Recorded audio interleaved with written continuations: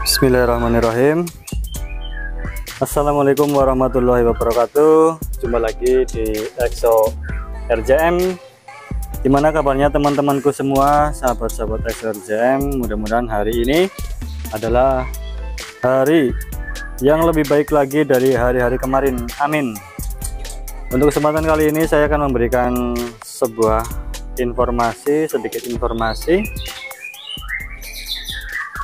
bagaimana cara untuk mengobati atau mengembalikan kinerja burung murai batu yang murai batu tersebut itu mengalami ngelemak. Nah, ini mungkin banyak juga dialami ya oleh teman-teman, khususnya itu untuk para peternak atau para breeding mania, dan juga untuk para teman-teman pemain lapangan. Itu ya nggak sedikit juga ya yang mengalami tentang hal tersebut. Oke, kita bahas dulu untuk yang pertama, murai batu ngelemak yang terjadi kepada murai batu jantan. Bisa terjadi itu karena apa? Kita harus tahu dulu ya penyebabnya. Jadi kita akan lebih mudah untuk mencari solusi atau menanganinya. Oke, yang ada di depan kita ini adalah murai batu betina. Kondisinya untuk hari ini itu, untuk saat ini tuh dia ngelemak. Ya, ini untuk sampel aja. Apa sih ngelemak dan bagaimana penampakannya nanti kita lihat bareng-bareng, nanti kita pegang aja ya. Kenapa saya contohnya itu murai batu betina?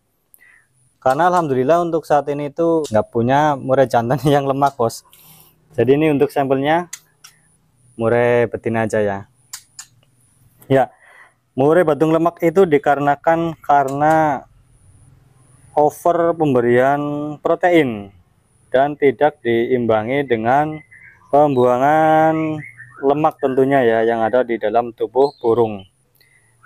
Alhasil untuk burung murai batu jantan yang lemak itu biasanya mereka sangat malas untuk berbunyi ya.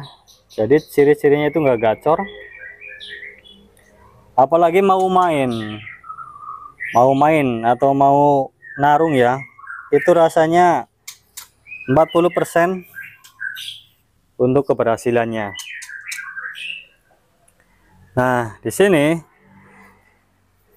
kita harus cepat-cepat menangani agar semuanya itu enggak fatal nantinya ya. Kalau fatal itu maksudnya gimana? Ya, kalau ngelemak udah fatal, itu biasanya susah untuk disembuhkan atau lama ya, cukup lama.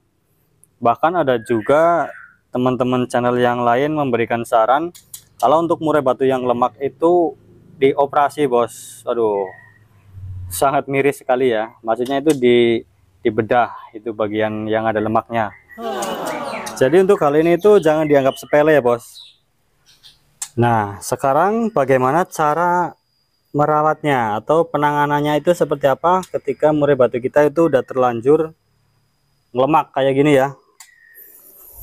Ya, saya sarankan untuk yang pertama, hariannya itu kita maksimalkan untuk jadwal pemandian, penjemuran, dan juga umbar. Ya, jadi 3 pola ini harus kita terapkan bareng-bareng secara maksimal ya, bos. Untuk yang punya waktu banyak, silahkan setiap hari dilakukan pemandian, khususnya itu mandi pagi ya, bos. Pemandian, kemudian kita jemurnya itu silahkan dijemur kencang, bos, sampai dia mangap. Dan yang ketiga, setelah kita jemur, barulah kita masukkan ke kandang polier atau kandang umbaran bagi yang punya. Itu durasinya 1 hari full sampai sore. Kemudian ketika sore hari kita cabut, kita masukkan lagi ke kandang bundar ya. Nah, kemudian untuk extra foodingnya kita pangkas seperti jangkrik kita pangkas ya bos. Biasanya misalkan pemberian jangkrik di pagi dan sore kita berikan 5, kita pangkas menjadi 3. Untuk extra fooding yang lain seperti kroto, ulet hongkong atau yang lainnya kita stop dulu bos. Jadi dalam perawatan ini kita cukup memberikan extra fooding berupa jangkrik, tentunya dengan takaran kita pangkas dari takaran biasa. Gimana kalau yang nggak punya umbaran? Untuk yang nggak punya umbaran, silahkan setelah proses penjemuran selesai, penjemuran yang kencang ya, yang kita tambahkan untuk durasinya, burungnya itu kita masukkan ke dalam ruangan atau rumah. Kita jangan kerodong untuk hariannya. Agar kenapa? Tujuannya itu agar mereka itu lebih aktif bergerak, sekaligus nanti akan mengurangi lemak yang ada di dalam tubuhnya. Kayak gitu ya bos. Nah, kemudian bagaimana kalau terjadi kepada betina atau indukan betina? Kayak yang ada di gambar ini ya. Ini adalah murai batu indukan betina ring RJM. Kebetulan sekali dia lagi ngelemak, jadi saya cabut. Biasanya itu untuk yang masih pastol atau jodohan baru, dia tidak ngisi. Meskipun dia mau nelor, tetapi dia tidak ngisi. Jadi untuk janinnya itu nggak masuk. Maksudnya embrionya itu nggak ada ya di telur.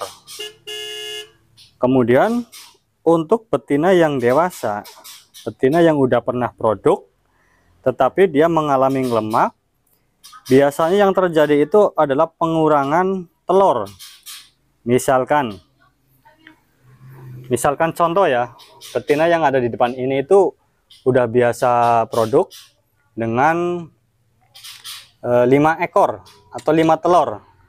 Tetapi ketika dia mengalami lemak, dia akan mengurangi telurnya. Biasanya 5 menjadi 3 ataupun 4 atau bahkan bisa 2. Itu karena dampak yang terjadi akibat diang lemak. Itu seperti itu. Kemudian untuk yang terjadi kepada indukan jantan, itu mereka biasanya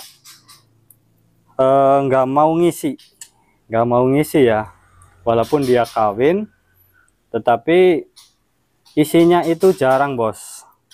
Itu menurut pengalaman saya, nggak tahu untuk teman-teman breeding mania yang lain ya.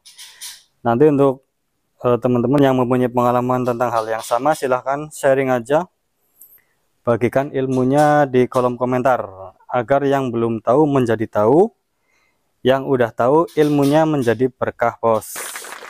Oke, untuk lebih jelasnya kita ambil aja lemaknya itu seperti apa. Sini nok, sini nok, kalem nok.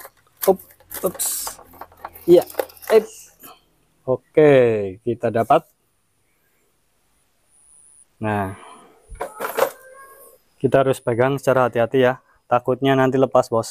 Ini sayang karena ini adalah terah blorok. Bisa dilihat ada bloroknya. Di bawah juga ada, di atas ada. Biasanya untuk lemak itu timbul di sekitaran dada ya. Dada dari mulai bawah leher sampai ke dubur. Itu lemak biasanya itu ada di situ. Contohnya seperti ini. Ini lemaknya ada di dubur bos. Kamera fokus dulu. Iya. Nah, kita intip dulu ya. Permisi, mau intip lemak. Nah, bisa dilihat kan? Lemak itu warnanya kuning kayak gini, bos. Ini adalah penumpukan protein. Penumpukan protein yang tidak diimbangi dengan aktivitas pada burung tersebut. Ini lemaknya seperti telur ya, tapi bukan, ini adalah lemak. Ya, ini salah satu contoh burung yang lemak. Biasanya itu kalau lemak yang udah parah, dia akan timbul di daerah dada, di kulit bagian dada ini biasanya terlihat kuning. Kalau ini belum ya, belum terlalu parah, hanya di bagian kantong makanan ini, di bawah leher, dan juga di bagian dubur ini ya, bisa dilihat ya, ini lemak bos ya. Saya mau tahu juga nih untuk terah blorok di daerah teman-teman itu kisaran berapa ya untuk anakannya atau trotolannya, apakah masih tinggi atau udah istilahnya itu udah hancur ya.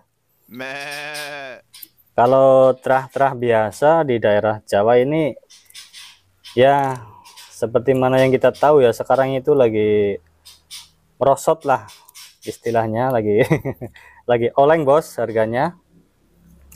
Tapi untuk terah blorok ini agak sedikit berbeda harganya, jadi masih selisih ya, masih ada lebih mahal dikit. Dan untuk di daerah teman-teman itu kira-kira berapa bos?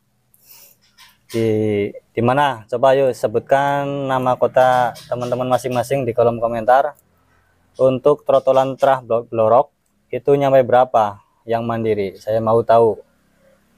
Silahkan tulis di kolom komentar aja.